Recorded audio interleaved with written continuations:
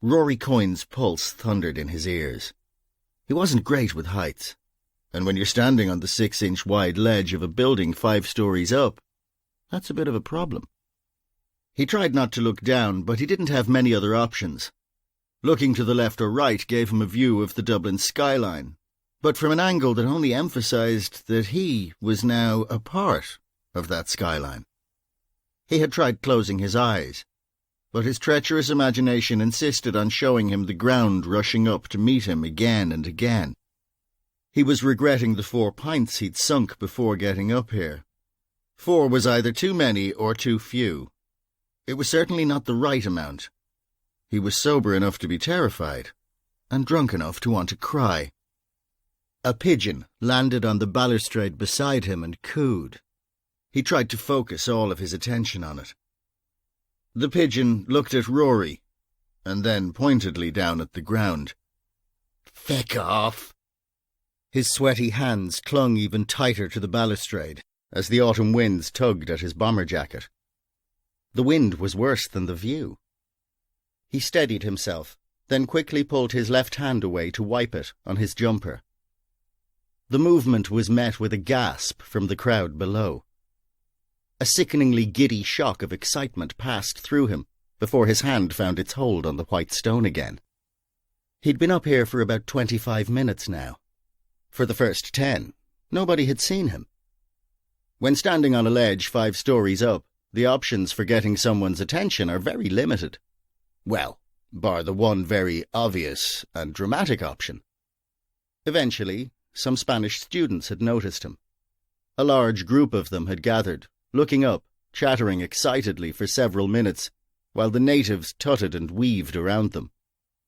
A crowd of foreign students blocking the flow of pedestrian traffic on Grafton Street wasn't exactly an unprecedented occurrence.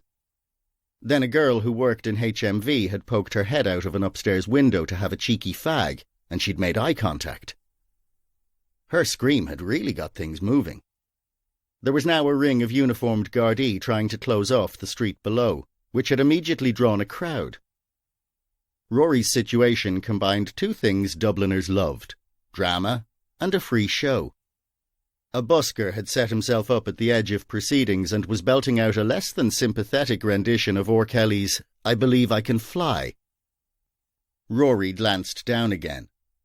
In the middle of the cordoned-off area stood a tall, thin man with a distinctive shock of brown hair. He was standing looking up at him, hands in the pockets of his cashmere coat. "Is that you, gringo?" shouted Rory. "That's Detective Sergeant Spain to you, Coyne." "Ah, crap." It wasn't that he minded Gringo so much. As coppers went, he wasn't the worst. No, it was more what came with him. "How are you, Rory? How's it hanging?" He was no longer alone on the roof. The Cheshire Cat grin of Detective Bunny McGarry appeared in Rory's peripheral vision, about 12 feet away, leaning casually over the balustrade, as if expecting a neighbourly chat about the football. McGarry was a big lummox of a man, with a thick Cork accent and a scruffy second-hand look about him.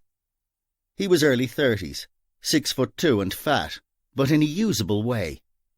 He carried the kind of bulk that could slam through a door or be thrown behind a punch as required.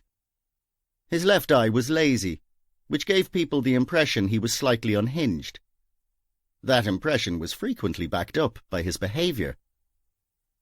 "I knew it." Rory nodded down towards the ground. "Yous two are like stinking shite. Never one without the other." "Poetic as always, Rory," said Bunny. "So how's life?" "Stay back, Bunny. I mean it." "Cool your jets, Rory boy. I've no intention of coming anywhere near ye. I'm just worried about you, that's all." "Yeah, right you are." "You've got great sentimental value to me, Rory. Sure, weren't you one of my first collars as a newly minted guard, just graduated from Templemore?" "You put me through a wall." "Be fair. That wall collapsed while I was apprehending you,